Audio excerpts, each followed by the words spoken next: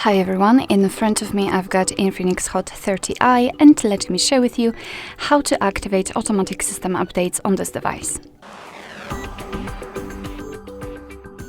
So let's start with opening the settings, and first of all we have to localize my phone, which is at the top of the list, and enter this section. Now let's scroll down and localize the build number and keep tapping on it until you'll see that you're in the developer mode.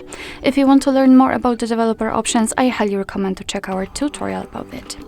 So now we can go back to the general settings and scroll down to find the system. Let's tap on it and enter the developer options, which are at the very bottom of the list. Here we have to scroll down just a little bit to find this automatic system updates option and tap on the switcher to turn it on.